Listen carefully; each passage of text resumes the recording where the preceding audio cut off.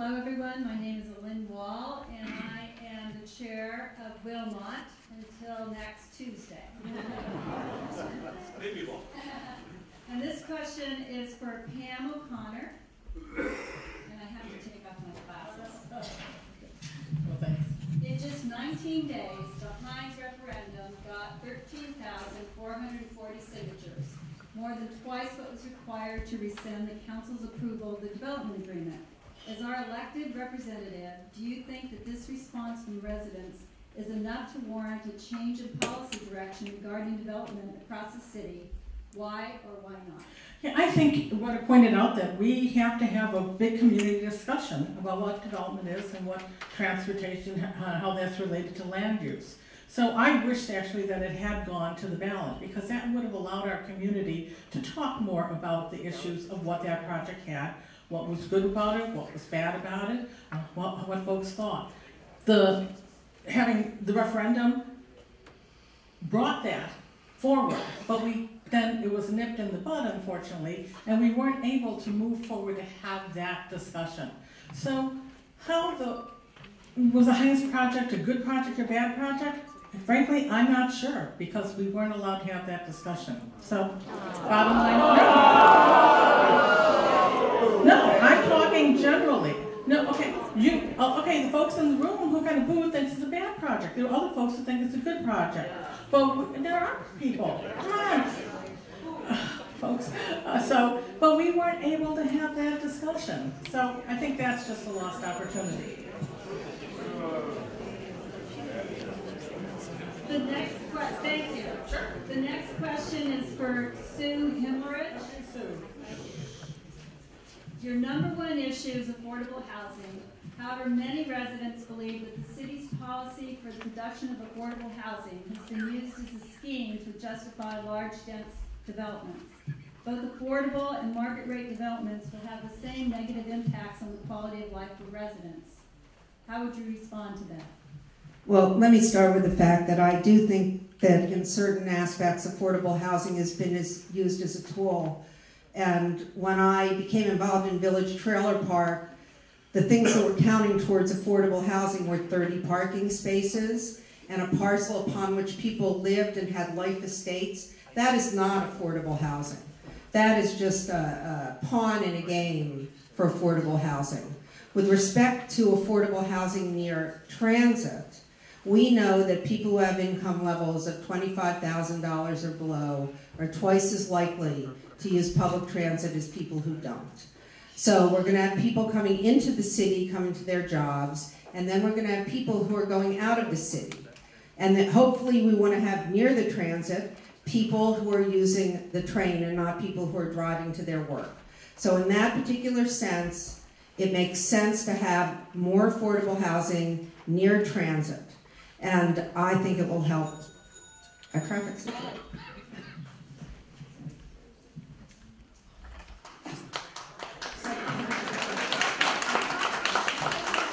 Hi, my name is Stacy Dalgleish, and I am a board member of Mid-City Neighbors.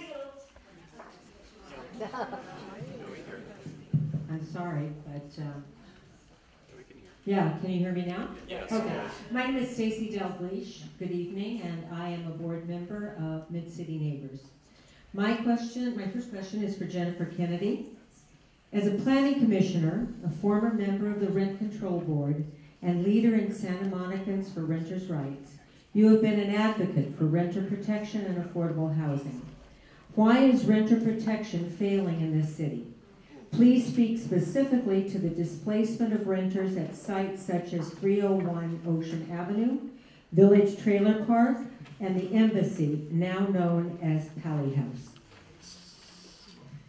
The main problem that renters are facing at this moment is the threat of displacement from property owners, real estate speculators, and developers who want to use the Alice Act to evict tenants.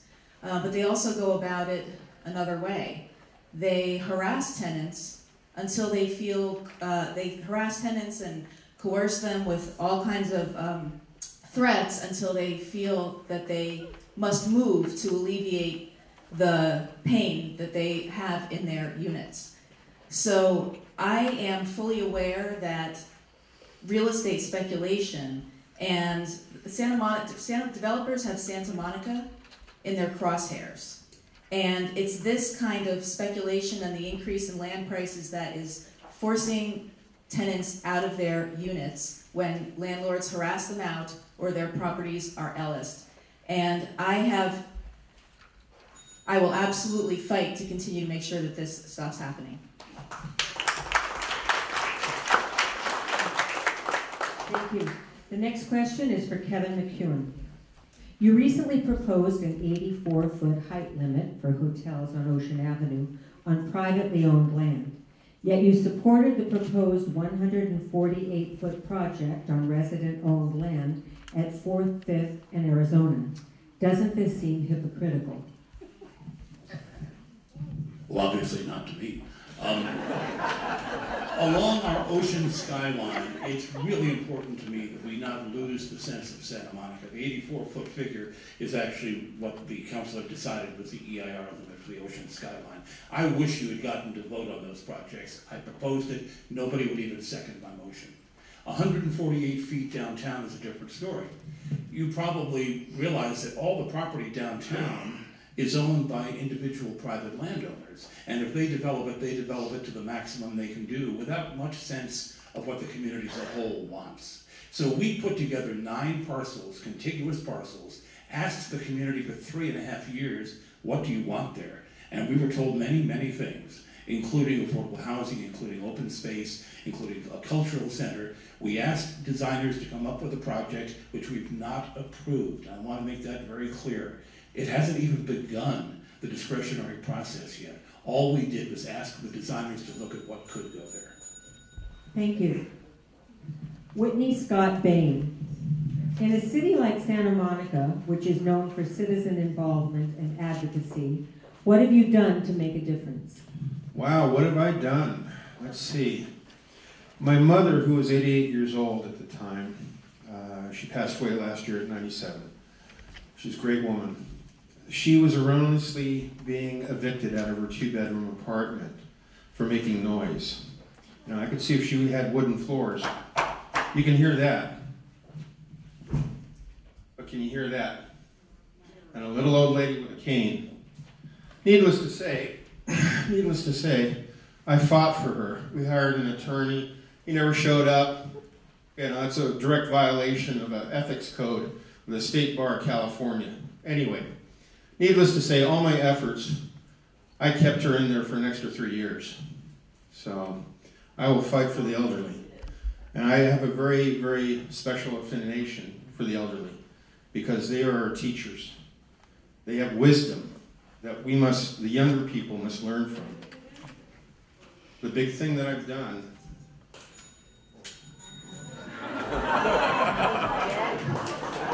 Thanks!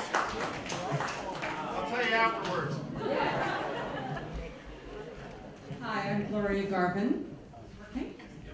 Okay. I'm Gloria Garvin of the Pico Neighborhood Association Board.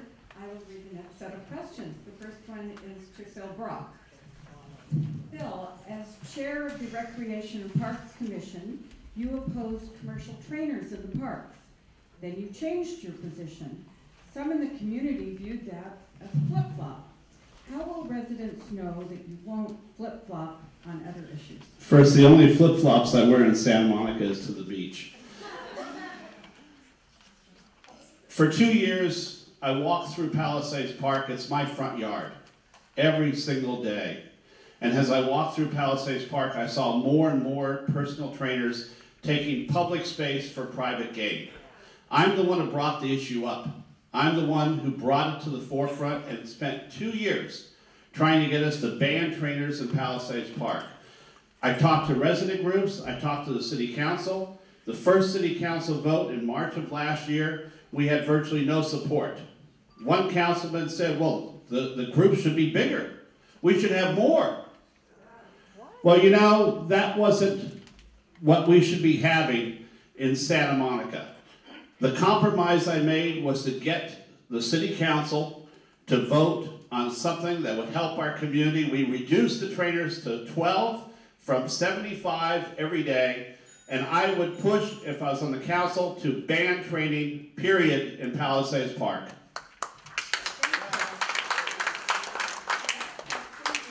Or Nick Bowles. Nick, in a city like Santa Monica, which is known for its citizen involvement and advocacy, what have you done to make a difference so far?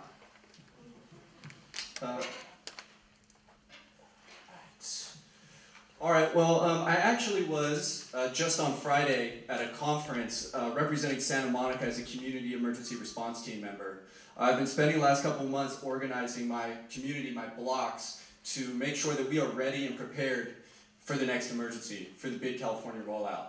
And what that means is I was knocking on doors, talking to people, creating meetings and training people, because we live right next to St. John's Hospital, we live right next to senior centers, and it is absolutely vital that the community works together in case of something like that happens.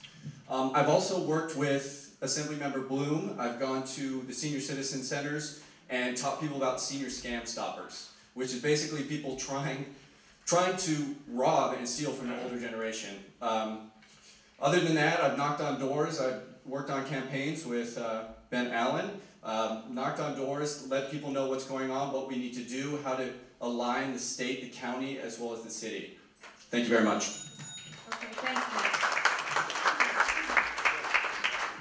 The next question is for Michael Feinstein. Michael, you've taken a position against tall hotels on Ocean Avenue, and yet you support the 12-story, 148-foot hotel complex proposed for resident-owned land at 4th and 5th in Arizona, a location that is only 3 blocks from Ocean Avenue, instead of a park proposed by a residents group. Please explain. So, first of all, I am, as I said before, a big beach lover, and I don't want to see luxury condo towers along Ocean Avenue. I don't think we should privatize our skyline and sell our views to the 1% just to finance hotel condo projects faster, and so they can get their money out of it in 5 years instead of 10 or 15 years, like the rest of people who pay their mortgages over a longer period of time. I did not support 140 feet at the city project at 4th, 5th, and Arizona. When I said that night is that I would be open to something in the 110 to 120 foot range. I felt like we could get something in exchange for a little bit extra height, but my gauge is the views from the beach, from the end of the pier, from Palisades Park, from Tongva Park, and from Ocean and Main. And I think around 110, 120 we won't see from the surrounding area. It won't be grossly out of scale with the rest of the surroundings. The ones along Ocean Avenue would be.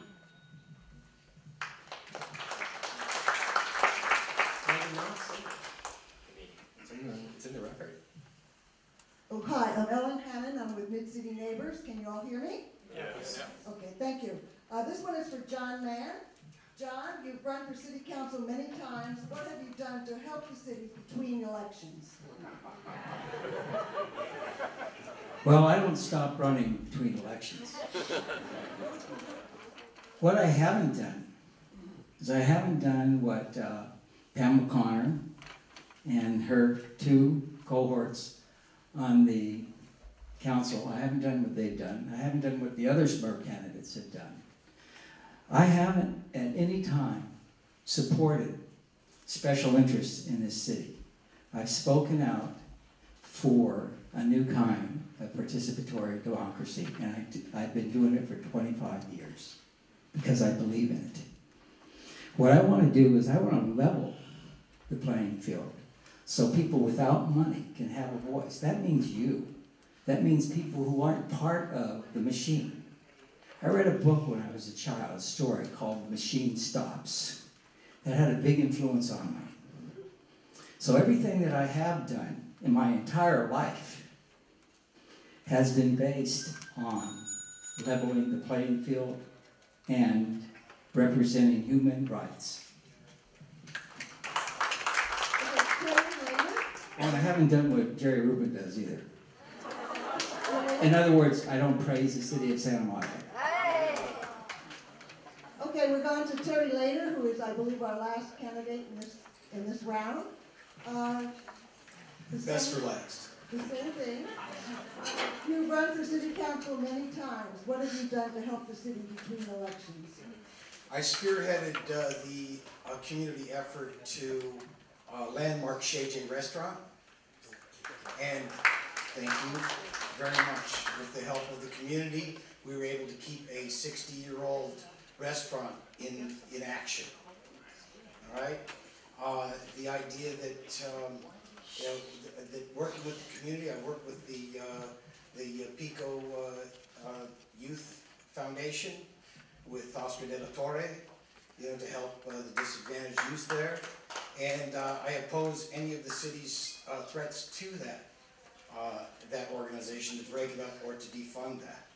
I am constantly in action to make things better for my town. 3 generations here. My family is in solid support. Mom just walked in. Thank you very much. 87 and still rocking strong.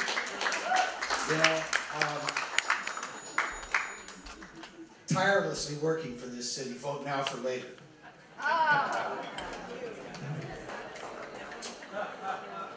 All right, so that concludes our tough portion. Now we have something new for candidates. I don't think this has been done before. It'll be really simple. We have what's called a lightning round. So there will be a series of questions where the candidates can answer just yes or no. If they don't want to answer the question or don't have an opinion on the position that they want to give, they don't hold up a yes or a no. But there is no maybe, there is no answers. It's just yes or no. No, and no position is you don't hold it up. The questions themselves, and I want the candidates to kind of, we'll wait for the candidates to get all of the,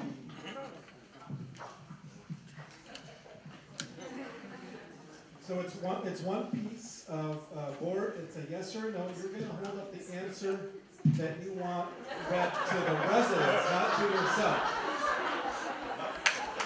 So there's a yes on one side and a no on the other. So please hold up, don't get confused. Everybody get familiar with it. You hold up the no to the candidates if you want to answer it as a no, and you hold up the yes, to the audience, and you hold up you get what my drift. Run the drift glass again one more time. You're going to show the answer correctly to the audience. So don't get confused, because there's a yes on one side and a no on the other. But, so, here we go. Hold on. Hey, good evening. Is it on? Good evening. Hi, I'm Tricia Crane. I'm on the board of Northeast Neighbors. And we thought this would be sort of fun to wake everybody up. So I'm going to read some questions and then our candidates can respond as Armin has described. Okay, so the first one is, do you support the city's ballot measure, which would increase the real estate transfer tax from $3 per $1,000 sale to $9 per $1,000 sale?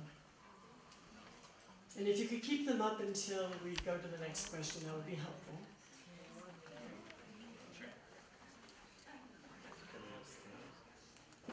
Okay, number 2.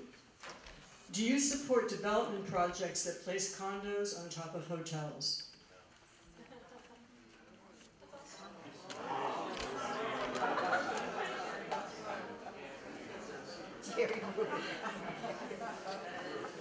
Okay, number 3.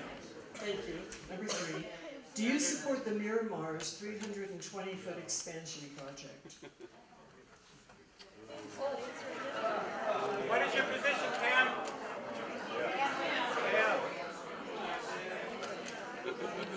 Thank you. We have to be quiet in between. Do you support the proposed 12-story hotel development on the citizen-owned land at 4th and 5th and Arizona?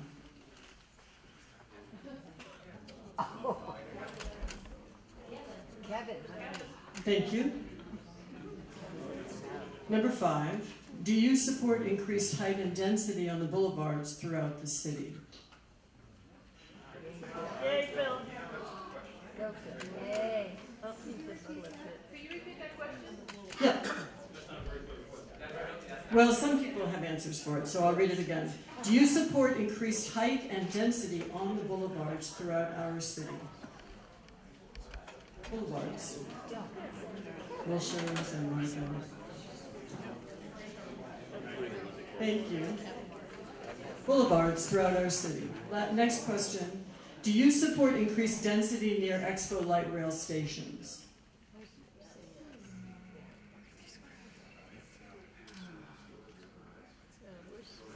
Thank you. Are you or do you plan to accept campaign contributions from developers and their associates?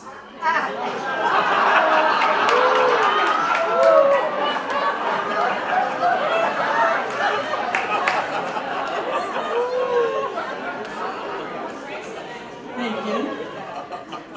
Number 8. Have you in the past accepted campaign contributions from developers and their associates?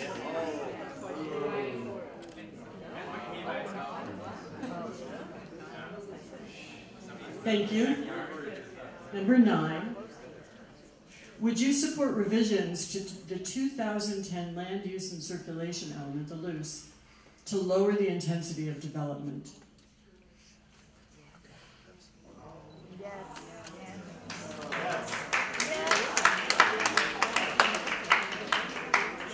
Number 10, do you support partial closure of the Santa Monica Airport, that is, shortening the runway to eliminate most of the jets? Yes!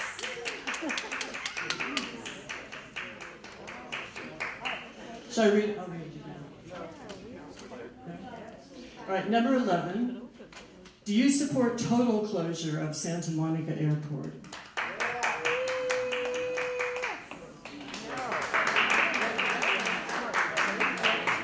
Number 12, thank you. Number 12 is, do you think the $40+ million spent on Tongva Park was a wise investment?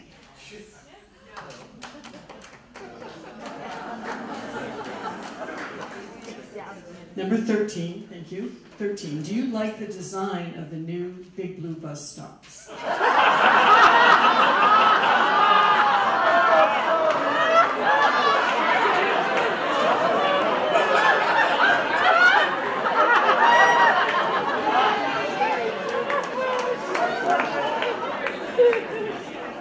Number 14, do you think the Expo light rail station should have public restrooms?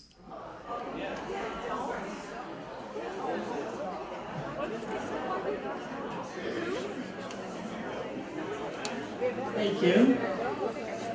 Number 15, do you think the Expo light rail station should have parking? Not going to.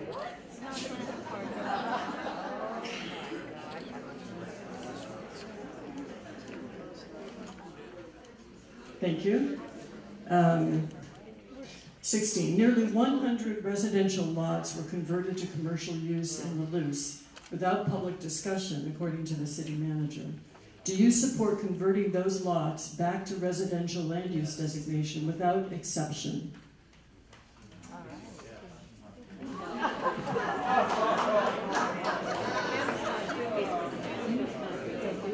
I'll read it again. It's a long one. Yeah. Nearly 100 residential lots were converted to commercial use in the loose without public discussion, according to our city manager. Do you support converting all of those lots back to residential without exception?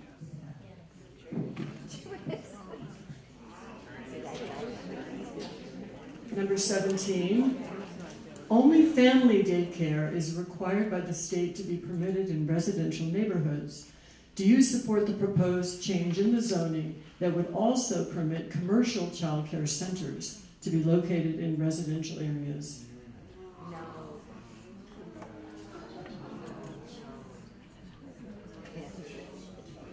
Thank you. 18.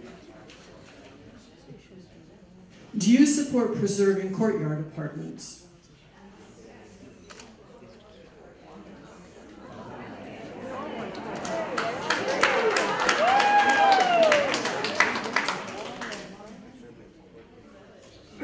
19. Do you support the proposed 12-story development at the resident-owned land at 4th and 5th in Arizona?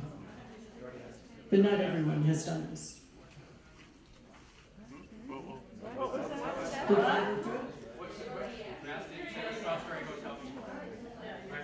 Thank you. We're double checking, I guess. Number 20. 20. Do you support removing the pony rides and petting zoo from the Sunday Farmers Market?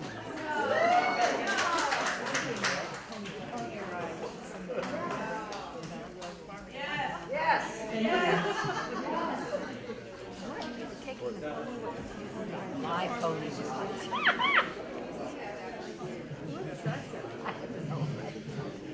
Okay, so the next question is going to go out. Yeah, we're done with the lightning round, so we can remove the...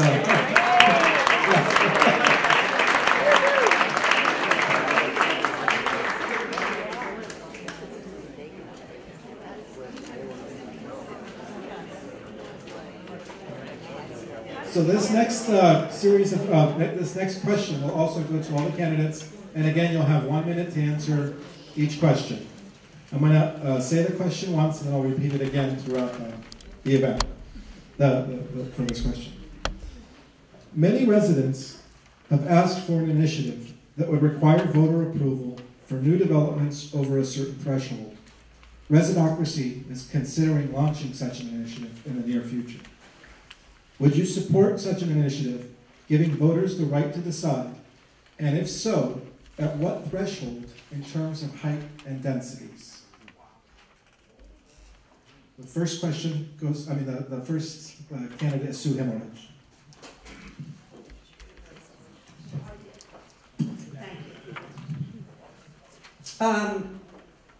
I have long taken the position that the loose has a maximum height limit of 84 feet or 86 feet in our city, and that these so-called opportunity sites are in essence tier 4. And I'm very troubled by the fact that the people who live in the city approved the loose with an 84-foot height limit and without allowing for heights above 84 feet. I understand that there are people who take the position that we have these opportunity sites and they were anticipated in the loose. I don't see that. I see some vague phrasing relating to the opportunities we're going to have without any discussion of having buildings that are larger than the 86-foot or 84-foot limit in the loose. So I don't believe in tier 4, and I think that we could only have it with voter approval. Frank Gruber.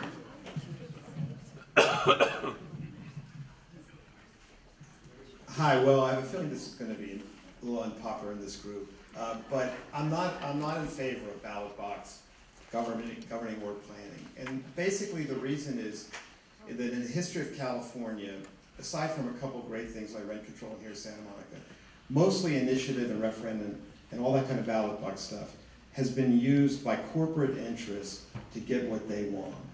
And if you want to have planning where you're fighting battles every couple of years with people who will spend hundreds of thousands, millions of dollars, whatever, then that's what you get with that. So in a sense, I think it's a cop-out. Now, 10 years ago, long before most people in this dais were involved, I wrote column after column saying that the loose had too much, starting 10 years ago, too much office development. And that was the essence of RIF, that RIF didn't have any limits on residential development because the people who designed RIF realized that we needed housing. But I was against RIF, and RIF lost because people agree that ballot box government is not really the way to go. Ann O'Connor. Well, I don't think I can add much to that, so I'd say ditto to Mr. Gruber. Michael Feinstein. On the night that the council voted to rescind the Heinz project, I reminded of some of our history in this community of referenda against bad ideas, from stopping the island in Santa Monica Bay and tearing down the pier, to stopping 800,000 square feet at Santa Monica Airport in the late 80s, to the Civic Center specific plan, which I helped oppose and lead referendum in 93, 94. So I trust the residents are going to say no to something, whether it's higher than 84 feet in a place that we don't want that to happen, or it could be 60 or 50 feet on a neighborhood commercial boulevard.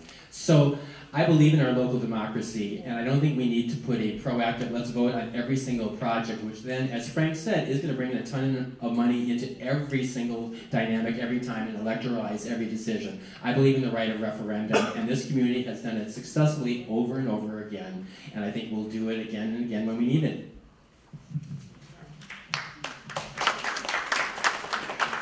I'm going to repeat the question again before we move on. Many residents have asked for an initiative that would require voter approval for new developments over a certain threshold. Residocracy is considering launching such an initiative in the near future. Would you support such an initiative, giving voters the right to decide, and if so, at what threshold in terms of height and density? Jerry Rubin.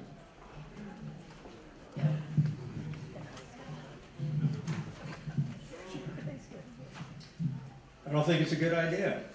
I agree with the people about ballot. I mean, look at the Pilots Association, what they're doing with their ballot initiative. It's not the best process for Santa Monica. You're having an election now, and you're going to vote people on that are supposed to be representing you. Why would you even have an election then and be doing that if you didn't think that the council members are supposed to be doing that? And if you don't like them, you change. So, I'm glad you're just considering it and not just doing it, because personally, I don't think it would pass. Because people need flexibility, and you need to understand that you might be doing this against your own self-interest in certain areas. So, I'm against it.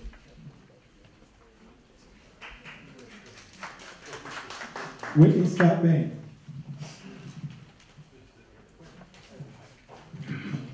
Height and density issues need to be addressed and voted by the public, for the public, as long as the project is aesthetically, viable to the community. We all have to agree as one. If we listen to like sage advice from like Mr. Ron Goldman over here and his architects, he's a very bright man. We can work together on this problem so that we can benefit everybody.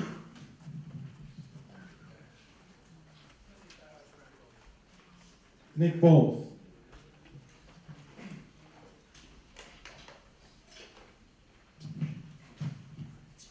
Santa Monica first, Santa Monica first, Santa Monica first. This is a chance to create direct democracy for the people of Santa Monica. I think the people should decide. If Residocracy did a great job taking it to the government, if something's wrong, then take care of it. I mean, originally, we put these height limits in place to create innovative architectural designs to break up monopolized development. So, any time that we get a chance to take our voices and vote on the future of Santa Monica, that gives each and every person a voice. It empowers people and empowers the communities to relay to the city council what's most important to them, what they like and what they don't like, so that in future proposals, developers will be able to adjust and meet the needs of the community. Thank you. Richard McKinney.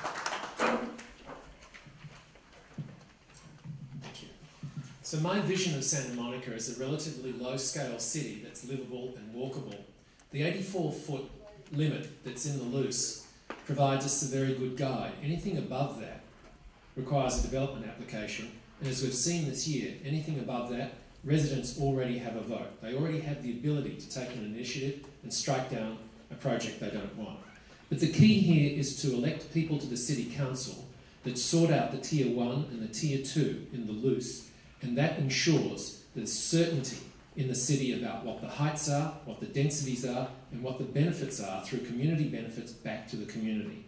That takes out the element of anger that we have in the community about the untoward development that's going on here, the backroom deals of the development applications, and the seemingly random nature of what has happened here, which has brought people out. What you don't want is constant ballot box democracy on every single development. That will not work, and it is not a good use of people's time and energy and political involvement. Jennifer Kennedy.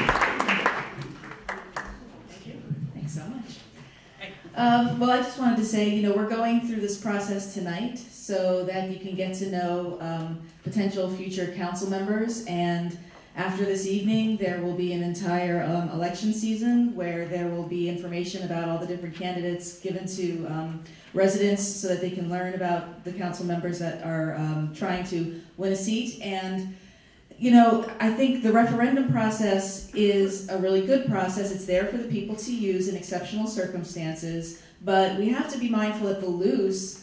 There were thousands of people that were involved in the creation of our land use and circulation element, and we need to look forward. And one of the things that we have to look forward about is the way development on our boulevards and near transit is going to transition to our residential neighborhoods.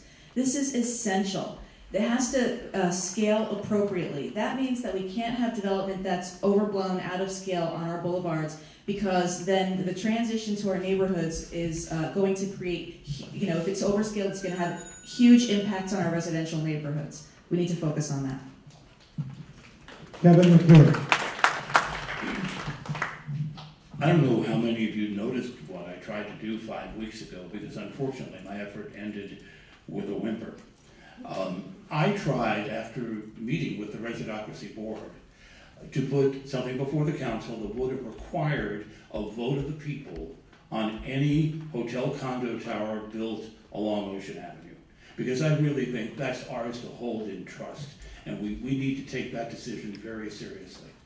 I couldn't even get a second for the motion for it to be discussed in front of the city council, which is why you may not have heard much about it. So I do believe in certain circumstances, our coastline being one, that yes, there should be a direct resident vote on that kind of community-changing decision. I'm not so sure about all development in the city going to a vote. If you remember in 2006 when I ran for re-election, developers opposed me and outspent me 20-1. I know how that feels, and I wouldn't want to be doing that every year. Thank you. John Mann.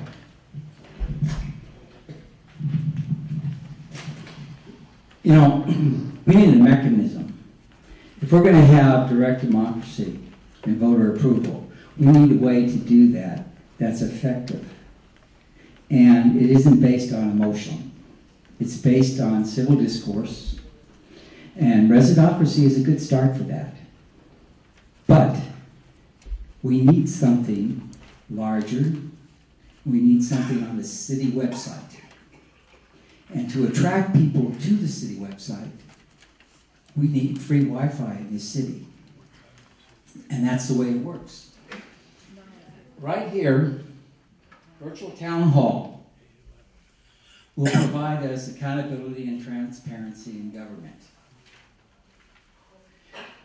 If the people in this city want to recall the city council, they need a mechanism to do this. They want to revoke loose, they need a mechanism to do that. We want direct, participatory, and informed democracy. Informed. Terrence Slater. Thank you, John. As many of us are aware, there's been a machine that's run the politics in this city for over 30 years. The idea that so many of the decisions have been engineered by these people without our consent. We need to give the vote back to the people, to the residents of the city. We need to take also the ability for anyone that's involved with the city to accept any money for up to 20 years, and that includes their family once they've left office. Okay? We need to clean this up, and it's going to take a really good scrubbing, and the idea that somehow each one of you people don't have enough intelligence to be able to discern which way the city should be able to go, I think that's really offensive. All right, the idea that we as Santa Monicans stand together, and I think the loose should be scrapped, and we start all over from the beginnings. Thank you. Phil Brown. Well, you know, we have a 6-story height limit now in our city, and that's been routinely ignored. We came up with this great symbol called opportunity sites, and that was an opportunity to destroy our city. Opportunity to build higher, opportunity for developer profits. I'm a member of the SMART group, and I'm in writing in the daily press as saying our SMART group, and I support that, asked for a 4-story height limit in our downtown, a 3-story height limit on our boulevards, 2 stories on our residential areas, and 45 feet on Ocean Avenue for any new development. It's pretty simple. Sierra Madre does it, Encinitas does it, Yorba Linda does it. It is absolutely feasible. If it's over those height limits, then it goes to a vote of our public. It's simple. We want to maintain the Santa Monica that is low-rise, that is unique, that Jerry Rubin's tourists will want to come to because we're a different, better place.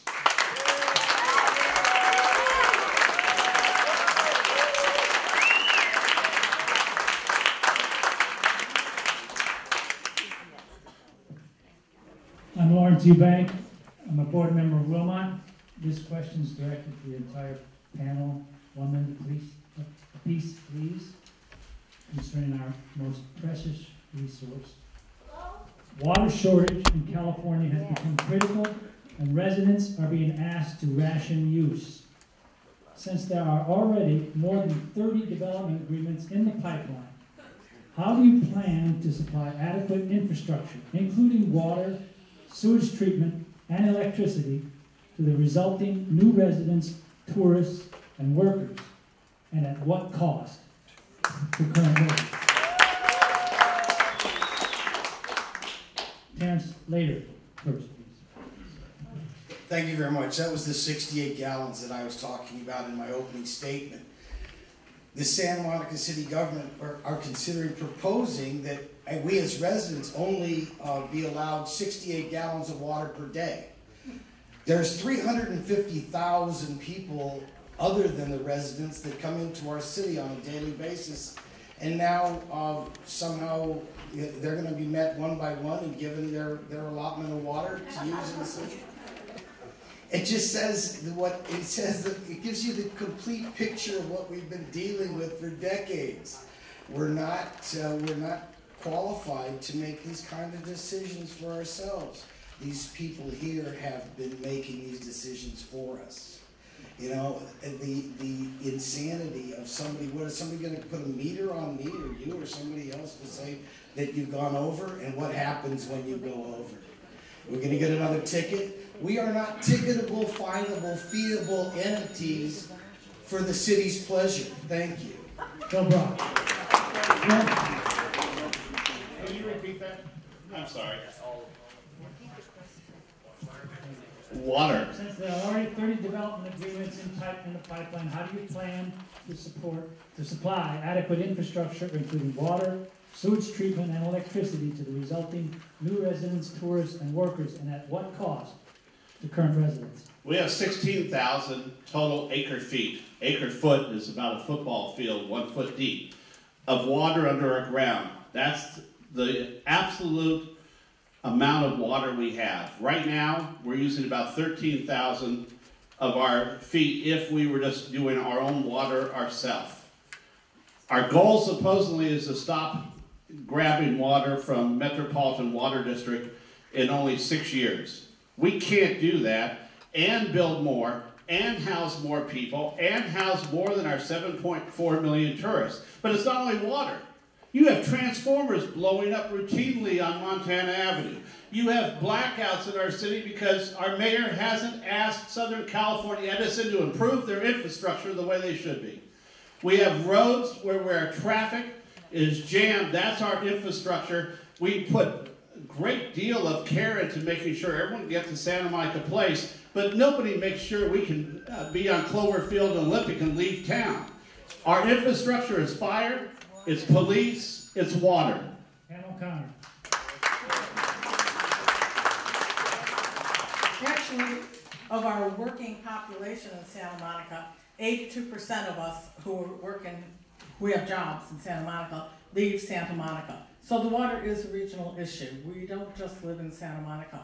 We have a water conservation plan, we have a water self-sufficiency plan. As Santa Monicans and as a region, we have to look to how we can conserve and going forward, how we can continue to allow some growth, and that growth is our children. Because there are people who will want to stay here, our children and our grandchildren.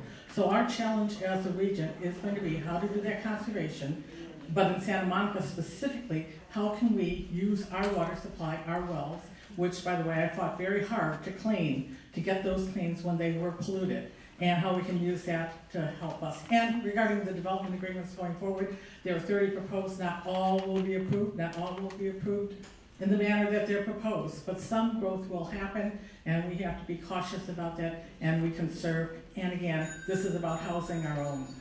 John Mann. Okay, John.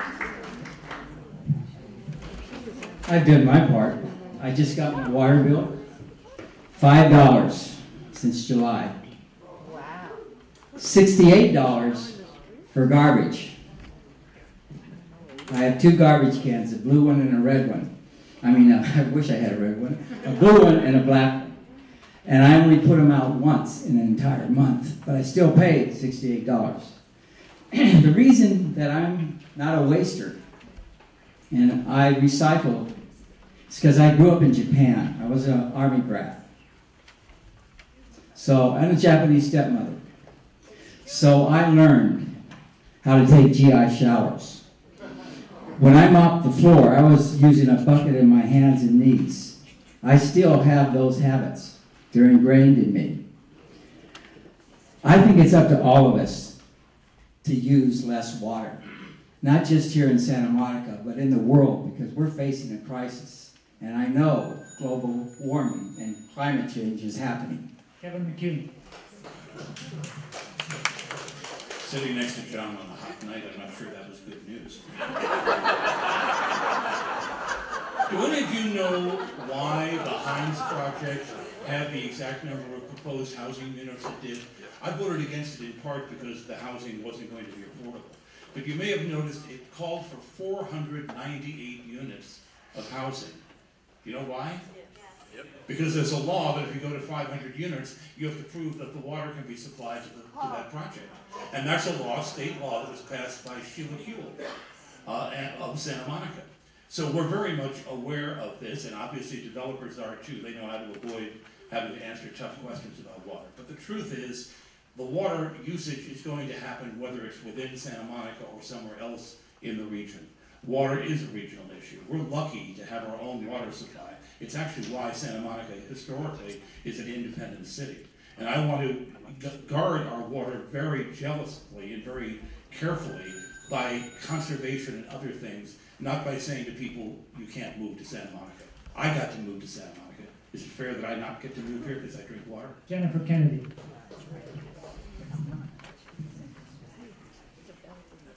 In addition to our very young children, water is our most precious resource. And this morning, I rolled over and grabbed my cell phone, because who doesn't do that? And I opened it up and I looked, and the first thing that I saw was an email from Laura Hostel this morning in a video showing me a video of the Pally House owners hosing down their walkway and just gushing gallons and gallons and gallons of water out onto their sidewalks instead of sweeping the leaves manually and doing everything else that they're supposed to do. And so when I think about the conservation of water that we need to do in Santa Monica for our future, we have to not just look at what the residents are doing, but we have to look at what the development agreements are saying and what businesses are doing to conserve water too.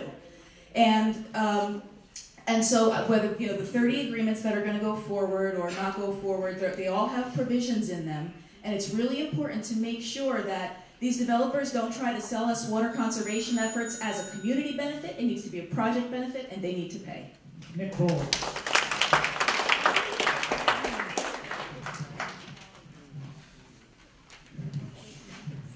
Well, since we're on water, I'll continue with water. I'm a renter, and most people are renters, and I don't get a DWP bill. If I run my shower all day and all night, I'm going to pay the same in rent than I would have if I didn't run it at all. So I don't really have any incentive to save water. besides to make me feel good. So what we need to do is figure out ways to incentivize people to conserve water. For property owners, there's programs called Cash for Grass where people change their grass in landscaping with more water-friendly and water-conserving archetypes and structures. And then for waste, we are working towards a zero waste initiative. So how about we speed that zero waste initiative up and stop the overall amount of trash and garbage that everyone is producing? Thank you.